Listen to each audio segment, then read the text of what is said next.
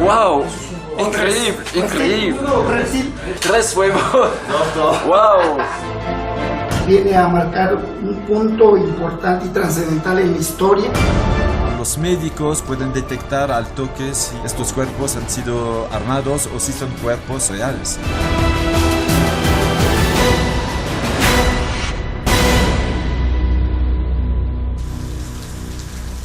Amanecía en Cusco la última semana de abril de 2017. Todo el equipo del Proyecto Perú iniciamos retorno al aeropuerto de Lima con las retinas y las mentes aún cargadas por la sorpresa de las reveladoras radiografías y análisis preliminares a los cuerpos desecados de 2 seres con apariencia humanoide. En Lima nos esperaba un bus que nos llevaría cerca de Nazca al encuentro de otro cuerpo desecado. Estábamos a 7 horas de encontrarnos con el escurridizo autor del hallazgo de estos cuerpos, quien tenía reservada una sorpresa mayúscula. Llegamos la noche anterior a Palpa, pero Mario nos cambió otra vez el lugar de la reunión. Por razones de seguridad, el lugar de encuentro se ha cambiado 3 veces desde anoche hasta esta mañana. Sin embargo, ya estamos a punto de llegar al lugar donde vamos a poder ser testigos de una nueva especie que es muy probable que nos deje también en esta ocasión con más preguntas que respuestas. Llegamos a Palpa, a unos 50 kilómetros de Nazca. Nos llevaron a una vivienda y nos permitieron entrar sin celulares. Y en unos minutos deberíamos ver esta reliquia. Luego de tensos minutos de expectativa y discutir algunas condiciones finales, apareció Mario con su extraño hallazgo en una modesta caja de cartón. Me pareció inconcebible una presentación así, pero luego entendería por qué. La tensión dio paso a la sorpresa y se impuso el silencio.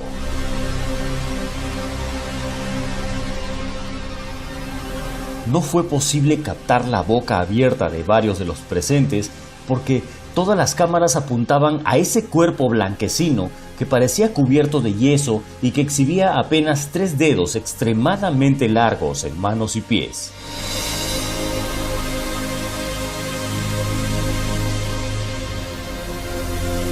La caja de cartón donde trajeron este cuerpo se explica porque el autor del hallazgo tuvo que trasladarla como carga, protegida por abundante goma espuma, sin levantar mayor sospecha. La exhibición duraría pocos minutos, así que había que improvisar y tomar algunos datos. El perito forense José Salce y el biólogo José de la Cruz Ríos de México, el biofísico ruso Konstantin Korotkov y el médico peruano Edson Salazar se pusieron a tomar algunos datos antropométricos y hacer algunas comprobaciones para tratar de descartar algún fraude o manipulación para lograr la forma tan peculiar de este cuerpo desecado o momificado que fue bautizado como María. Primero, es orgánico con material biológico que difícilmente se puede replicar. Segundo, la correspondencia anatómica sí es de un organismo existente, adaptado a la superficie terrestre, pero la tercera, que no tiene ninguna relación con la especie humana. Relación filológica o de descendencia. Es una especie totalmente independiente a la raza humana, pero definitivamente es original y es real. Muy difícil falsificar una pieza, más que todo por la estructura anatómica que presenta y por las correspondencias que sí encajan una con otra. Entonces sería muy complicado falsificar estas piezas o rearmarlas. Las diferencias son notables e irrefutables. Las manos, los huesos del carpo, los huesos de los dedos, la facies, el espacio orbital, el espacio de la nariz, sin pabellón auricular, un poco la deformación craneal, el número de vértebras es menor al de un ser humano, entonces no puede ser un ser humano tal cual lo conocemos. Por lo tanto, es una adaptación al medio terrestre o un híbrido. Podemos apreciar un cuerpo de estructura antropomorfa. Dentro de lo que es específicamente la cabeza podemos ver lo que se ve bien claro es una mandíbula bien articulada, con ausencia de pabellones auriculares, pero que sí presenta conducto auricular, tanto en el lado derecho como en el lado izquierdo. Es un cuerpo momificado muy bien conservado, que por sus estructuras de adosamiento de la piel sobre las superficies, la delgadez con la que se encuentra ya el músculo, nos podría estar hablando de un cuerpo que tiene por lo menos más de 500 años de conservación. ¿Puede ser un fraude? No es un fraude, es 100% orgánico, 100% biológico y 100% real y físico. Las estructuras anatómicas que tienen sus articulaciones nos habla de una biomecánica muy similar a la adaptación que nosotros tuvimos durante la evolución. Entonces esto es una pieza de gran valor científico que efectivamente puede ser el cambio o el salto en la historia tal cual la conocemos. La parte importante y relevante es la presencia de 3 dedos, tanto en extremidades superiores como inferiores, lo que esto nos destaca un aspecto muy importante como una especie única. En lo físico, María mide casi 1,70 m. No posee orejas, solo un orificio auditivo. No tiene cabello ni evidencia de haberlo tenido. No tiene pestañas ni cejas. Sus órbitas oculares miden algo más de 5 centímetros. Eso es más grande que las órbitas humanas. Su columna vertebral presenta unas 26 vértebras aproximadamente, pero a diferencia del humano que tiene 33. Las manos no tienen palmas, miden 22,5 centímetros, de los cuales 17 centímetros corresponden a los dedos. Cada dedo tiene 5 falanges y no 3 como en humanos. Los pies tridáctilos miden 21 centímetros, la planta 7 y los dedos 14 centímetros. Cada dedo tiene 5 falanges que tienen un detalle muy extraño. Al final tienen un ángulo de 90 grados hacia abajo y almohadillas que evidencian haber soportado la pisada de este ser. Otro detalle más observado por el biólogo José de la Cruz Ríos es que el talón del pie es diferente. El hueso calcáneo no presenta la protuberancia que sí tiene un pie humano, lo que habría generado un arco que implica que María al caminar pisaba con el talón y luego con la punta de los dedos en ángulo de 90 grados. El análisis físico y la observación de radiografías revelaron que no hay evidencia de cortes, mutilaciones o alteraciones de los huesos de esta momia. El color blanco que cubre todo el cuerpo no era arcilla, yeso ni pintura, era como una tierra granulosa de un olor muy penetrante e intenso. Pese a que las condiciones, hay que reconocer, no eran las más adecuadas, se tomaron minúsculas muestras de tejido para tener una primera aproximación genética al extraño cuerpo. Mientras tanto, se coordinaba con Mario la posibilidad de un segundo encuentro para hacer un análisis mejor y tomar muestras en un ambiente más adecuado. Desde un inicio supimos que se trataba de un hallazgo no controlado por las autoridades peruanas. También supimos luego que Mario, nuestra fuente, había tenido algunos problemas con la justicia, pero según el Poder Judicial peruano no tiene antecedentes penales y si tuviera algún pendiente con la justicia tendrá que enfrentarlo.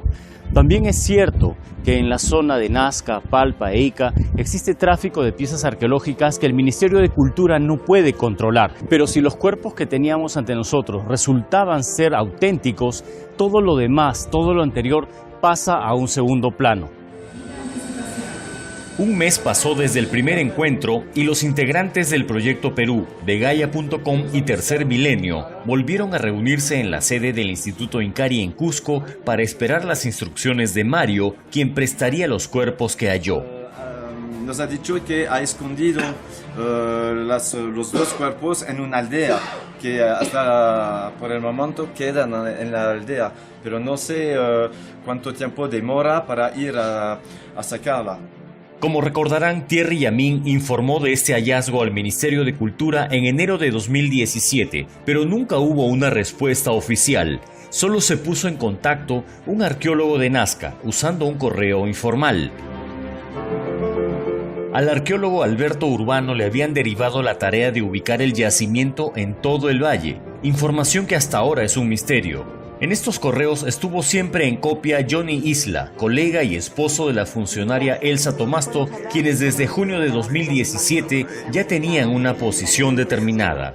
Esto es un montaje que lamentablemente mucha prensa se presta para ello y en realidad se podría decir que es hasta una farsa. Ahí hay un atentado muy serio contra el patrimonio porque se están manipulando partes de restos humanos con modificaciones hechas por gente inescrupulosa, ¿no? Por lo visto en las imágenes es así.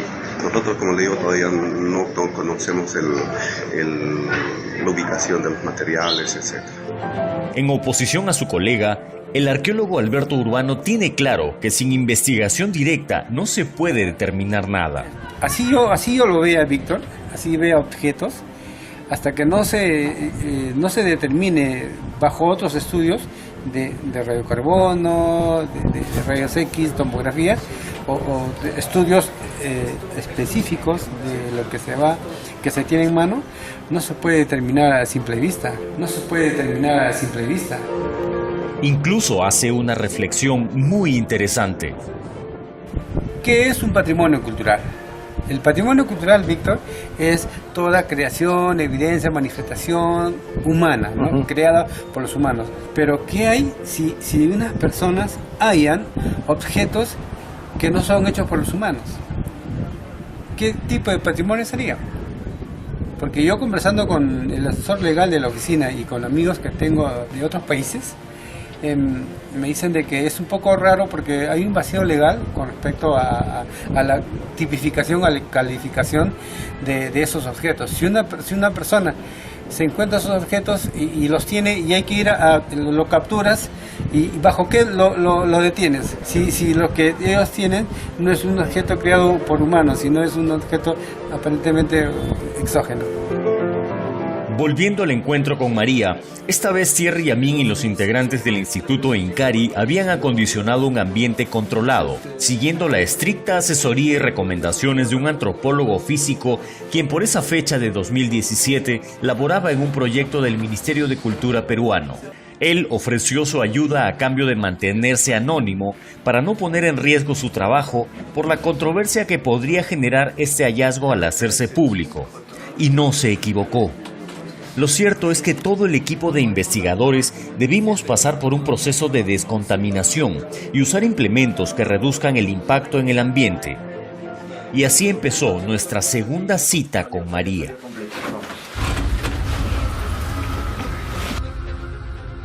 De esta forma empezó el trabajo de inspección, inventario y toma de minúsculas muestras para un nuevo y mejor estudio de ADN, con registro en video, fotos y rotulación para crear una cadena de custodia. El siguiente paso fue llevar los cuerpos para que pasen por un tomógrafo en el consultorio del único radiólogo de la localidad que aceptó tomar imágenes a los cuerpos y luego dar su opinión profesional. El escepticismo inicial del radiólogo Raimundo Salas era obvio, debido a lo extraño de estas momias y a las condiciones poco formales del hallazgo. Pero la curiosidad le ganó la partida y este es parte de su valiente y valioso testimonio. Soy el doctor Raimundo Salas Alfaro, médico radiólogo con 35 años de servicio. Soy egresado de la Universidad Mayor de San Marcos, de Lima, Perú, y hemos hecho los exámenes correspondientes a las momias que nos han traído. Lo más importante, de las manos y de los pies, en la momia llamada María, no hay ninguna manipulación, realmente no hay lugar a una distorsión. La ocasión sirvió también para hacer tomografías y tomar placas a los demás cuerpos. Sin embargo, revisaremos sus tomografías en el tercer episodio. Ahora sigamos con el análisis de María. Y vamos a demostrar con esto que efectivamente no es una momia tal como la conocemos, sino es un cuerpo totalmente desecado, conservando todos los órganos interiores del tórax y del abdomen. Acá tenemos en la imagen la bóveda craneana, y esta imagen que se ve acá es parte del cerebro desecado. Estamos demostrando científicamente que este cuerpo ha sido un cuerpo que ha existido en vida. Acá, por ejemplo, tenemos los dientes de la arcada superior y acá los de la arcada inferior. El cráneo con vestigios de cerebro, de masa encefálica. Acá tenemos la cavidad torácica en la parte superior. Acá se ve la horquilla esternal. Estas son las dos manos. Se imagina la longitud de cada mano y de cada falange. Son completamente diferentes a los humanos en cuanto a la longitud y el grosor. Pero la densidad es una densidad ósea. Fíjense las falanges que comienzan ya a tomar su posición de posición fetal, abrazando los dos brazos. Acá tenemos otras imágenes, que la mano se va extendiendo hasta acá, hasta esta zona del brazo, y la otra continúa. Y en estas imágenes vemos parte del corazón y los grandes vasos. Esta parte que se ve acá es la parte de los pulmones a los costados. El corazón con parte de los bronquios y los grandes vasos. Sigue siendo el corazón y, como les mencionaba, acá las 4 cavidades, ¿no? Las 4 cavidades y los bronquios, que todavía se conservan más o menos, dan la forma del árbol respiratorio. Muy bien, acá ya estamos en la cavidad abdominal y tenemos estas imágenes, estas líneas que ven, son parte de los intestinos y de las estructuras que conforman el abdomen. Acá comienzan a aparecer estas imágenes radiopacas, hiperdensas, los famosos coprolitos, ¿no? O fecalitos, que es lo mismo. Son heces deshidratadas, petrificadas. Haciendo el análisis de los coprolitos, se puede determinar de qué se alimentaba este ser. Fíjense, acá nace. Esta es la raíz de las falanges, de los pies. ¿En qué momento ha podido ser alterada este espécimen? Acá no hay ningún tipo de mutilación ni... Esta es una imagen bastante elocuente de lo que era esta momia en cuanto a los pies. Completamente armónico. No hay seña de haber sido mutilado, ¿no? Es una cosa imposible. Otros profesionales consultados por Gaia.com en Rusia y en los Estados Unidos tuvieron apreciaciones similares y observaron detalles adicionales. Hasta ahora, en cuanto al desarrollo, ¿podría alguien haber realizado algo con el cráneo para cambiarlo y a su vez con las manos para hacer que tuviera esta apariencia? Basándome en las imágenes, lo que veo aquí parece improbable, o por lo menos difícil de realizar. En el cráneo no veo ninguna línea central, no hay huesos que estén separados y el cráneo parece estar fusionado, lo que parece sólido, una estructura sólida.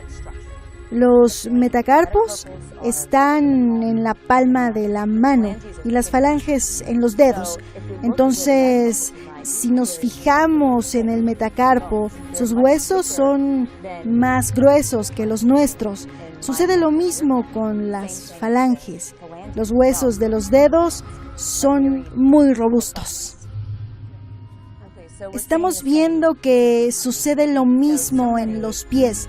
Entonces, si alguien repite esto de una manera artificial, debe de tener un conocimiento muy avanzado del esqueleto humano para saber que se tiene un carpo, un metacarpo, falanges y además que la proporción sea similar en el pie y en la mano. Puedo decirte que continúa desarrollándose la expectativa en esto tan extraño. Only it's just very strange.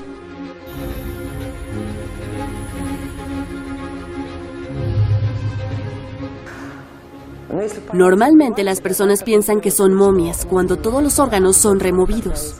Y cuando no sucede así, no lo es.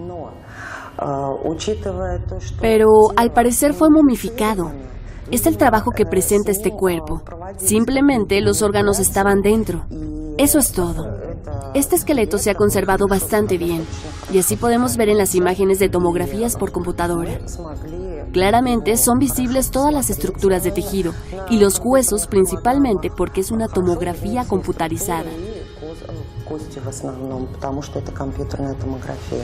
La cavidad del tórax son claramente visibles los contornos de las cámaras del corazón y las principales ramas del sistema bronquial. En cavidad abdominal nosotros observamos los contornos del hígado y el vaso, probablemente porque estos órganos son más grandes y son claramente visibles.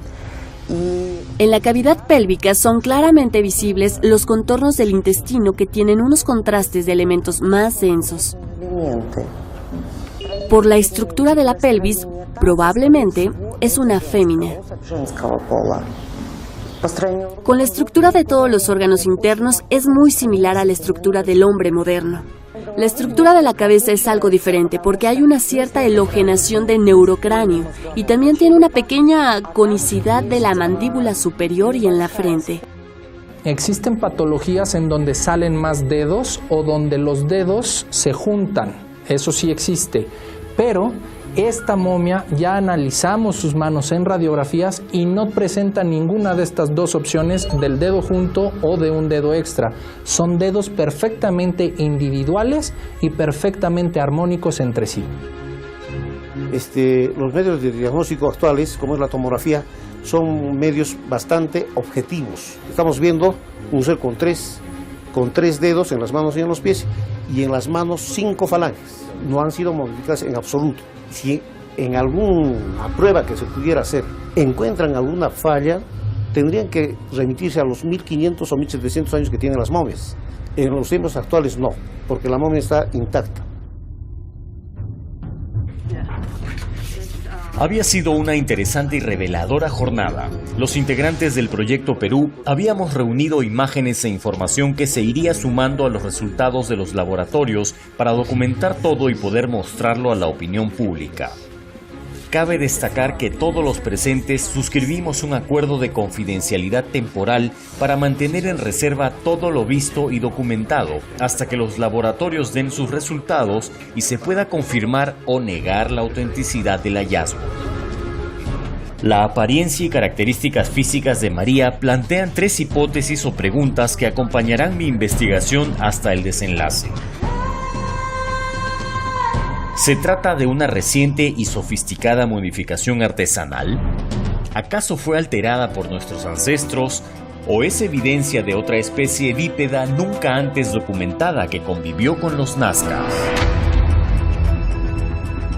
Algunas semanas después se supo que la antigüedad de María es de 1700 a 1800 años, según la Universidad Autónoma de México y el laboratorio Beta Analytic de los Estados Unidos. Este prestigioso laboratorio ostenta varias certificaciones de calidad.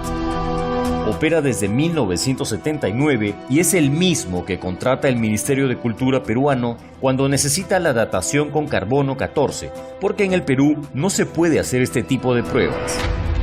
Que los análisis de ADN y carbono 14 no se hacen en el Perú porque no se puede, es verdad. El ADN antiguo solo se hace en 4 o 5 laboratorios en el mundo porque es muy complicado analizarlo. El carbono 14 también se hace en unos cuantos laboratorios alrededor del mundo y absolutamente todos los arqueólogos del mundo enviamos nuestras muestras a esos laboratorios certificados.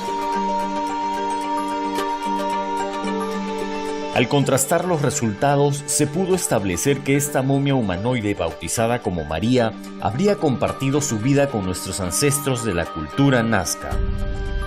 El color blanco que cubre todo el cuerpo de la momia no es yeso, tal como sugirió una arqueóloga del Ministerio de Cultura.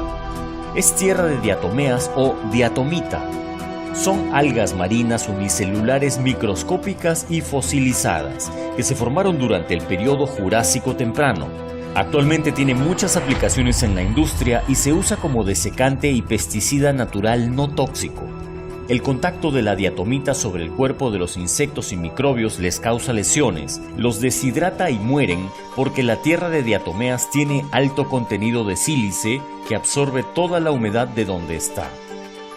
Esto explicaría por qué los cuerpos como este se han conservado tan bien por casi 1800 años con sus órganos internos. Otro detalle interesante observó el biólogo José de la Cruz Ríos y en complicidad con Thierry Yamin tomaron fotografía a los dedos de María que habían quedado parcialmente libres de diatomita. Al analizar la foto se vio que poseen huellas dactilares horizontales, muy diferentes a cualquier humano o primate. Las huellas conocidas tienen patrones elípticos y ondulados, pero estas no. si estos cuerpos estamos viendo que presentan huellas dactilares, no es posible hasta la fecha, hasta el momento, falsificar estas huellas y por lo tanto esto nos vuelve a confirmar que es un organismo único, no falsificado. Concluido este encuentro en Cusco y aún dentro del acuerdo de confidencialidad, compartí parte de mi experiencia en un importante programa periodístico de actualidad política y social que se emitía en Canal N desde Lima. Pero yo solo puedo hablar de lo que conozco, de lo que sé, de lo que me consta. Como periodista, tú compartirás esta opinión. Esta presentación fue la antesala al anuncio de la conferencia de prensa que mostraría los resultados preliminares de lo investigado sobre las llamadas momias de Nazca.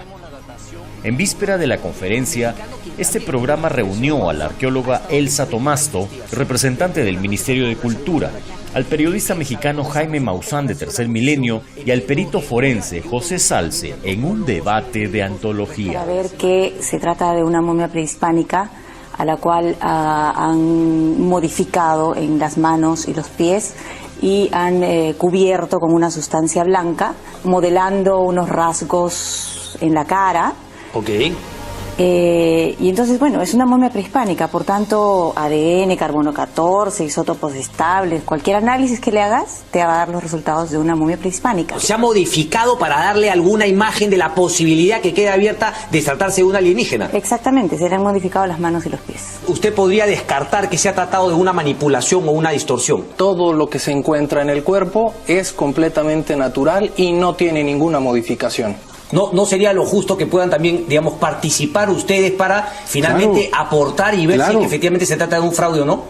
El asunto es, por supuesto que sí, pero como está la situación ahorita no se puede, porque sería avalar un delito. Ustedes, digamos, no descartan que sea un alienígena.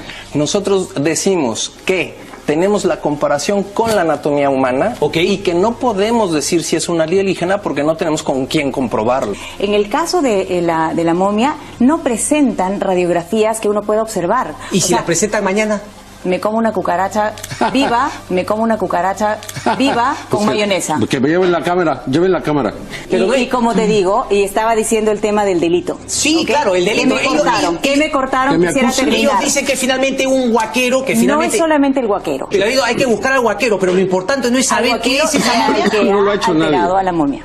No lo he pero hecho tú nadie. Sigues insistiendo que ha alterado, ellos dicen que no. Ese es justamente el tema. Mañana nos invitamos. En tu palabra contra la mía, exactamente. Cristian, pero te digo, ve mañana. ¿a dónde vas a ir a que te operen el apéndice? Mañana, por favor, las pruebas preliminares. El día jueves vamos a continuar con este tema. Vamos a ver cómo nos ha ido con el rating, a ver si pruebas que presenten sus lo estamos intentando. Por favor, estamos invitando al Ministerio de Cultura que participe. Presenten y hagan públicas sus tomografías. Lo hacemos, mañana lo vamos a hacer. Mañana lo vamos a hacer. Pero el problema es que mañana lo vamos a hacer. Muestra pues mayor, entonces lo que hay que hacer es bueno. Es que es un fraude tan burdo. No, y somos tan tontos que lo vamos a presentar. Así somos de tontos. Vamos a ver entre mensajes, tranquilo, señor, tranquilo. Vamos a ver finalmente. Es que no puede ser una acusación de ese nivel. Vamos a ver entonces, finalmente la ciencia y la prueba definirá. Demuéstrelo. Vamos a seguir con demuéstrelo. Pongan las pruebas. Las vamos a poner. Las vamos a poner. Más temprano, los arqueólogos peruanos se habían reunido para firmar un comunicado sin haber realizado investigación de campo. Apenas viendo algunas capturas de internet de baja calidad, ya habían resuelto el caso con puras conjeturas y suposiciones. Pronunciamiento de la comunidad científica nacional respecto del fraude de las momias extraterrestres. Los testimonios e imágenes publicados permiten aseverar que estos hallazgos corresponden, sin duda alguna, a restos humanos precolombinos, patrimonio cultural de la nación, maliciosamente manipulados y hasta mutilados para obtener una apariencia ad hoc para su explotación comercial. No tenemos acceso a los restos en sí mismos, estamos dispuestos a analizarlos si es que se requiere que lo hagamos. Por lo pronto, lo único que podemos hacer es analizar la información accesible en Internet. No podemos saber qué cosa es lo que han puesto, digamos, hacia el extremo de los pies de la momia, porque no tenemos ninguna imagen de esto. Para nosotros esto es muy grosero, o sea, ni siquiera hay el ápice de duda, es grosero, está mal hecho, ¿no? O sea, esto es un crimen contra la humanidad, ¿ya? O sea, agarrar un cadáver humano, y tratarle de quitar la condición humana para que parezca no humano es algo que es repulsivo. Llegó el 11 de julio de 2017. El Instituto Incari, Tercer Milenio y Gaia.com presentaron los primeros resultados de las investigaciones sobre María y los demás seres. Numerosos e importantes medios de comunicación se dieron cita en el auditorio de un hotel de San Isidro en Lima. Se fueron presentando los análisis y resultados preliminares que nos enfrentaban a un hallazgo muy extraño que requiere la participación de las autoridades peruanas. Se invitó a la arqueóloga que polemizó con Jaime Maussan y con anticipación y de manera especial se invitó al ministro de Cultura, en esa fecha Salvador del Solar, pero no hubo respuesta.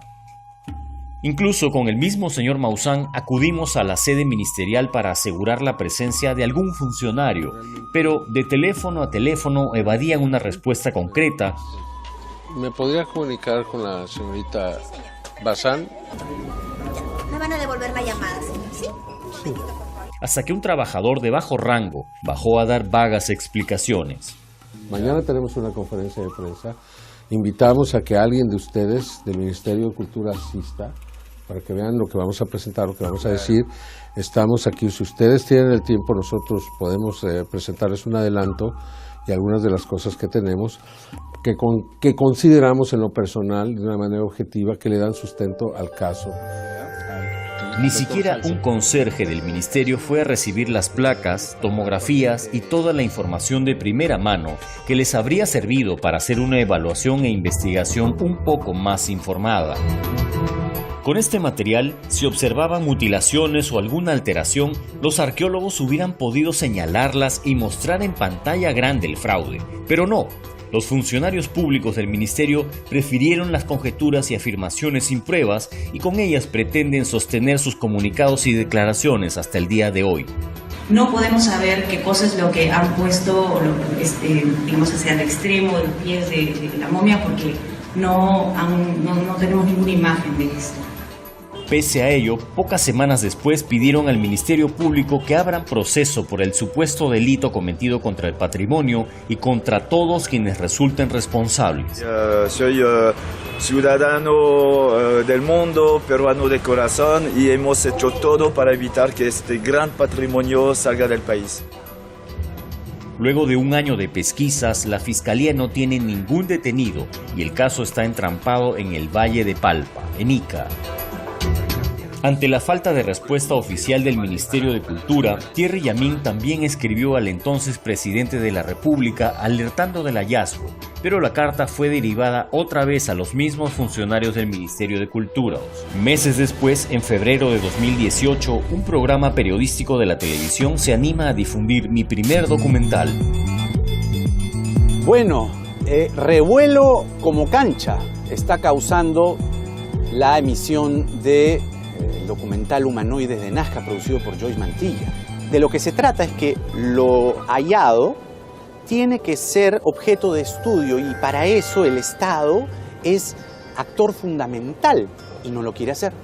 Ni el fiscal de Palpa y menos el Ministerio de Cultura, que lo que ha hecho es negar de plano los hallazgos. Sí, lo halló un huaquero y los hallazgos más trascendentes lo han hecho los huaqueros, pues.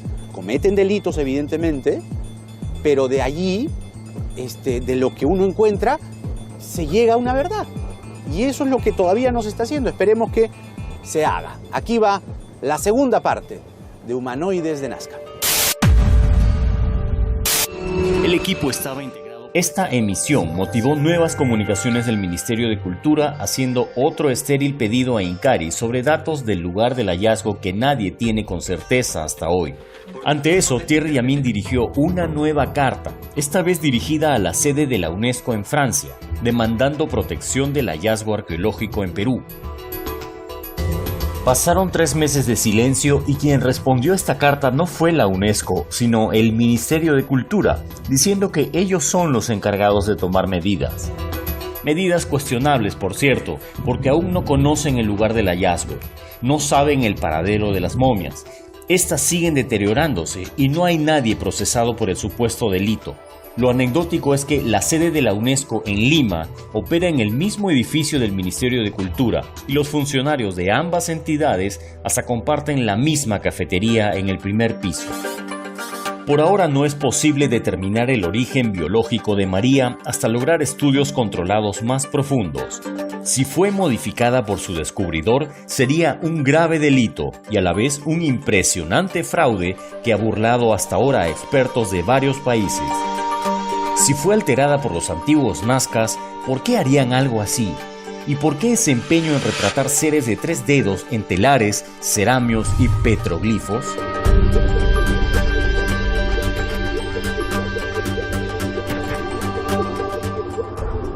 Si se confirma su autenticidad, María sería la prueba de que existió otra especie inteligente, además de los humanos.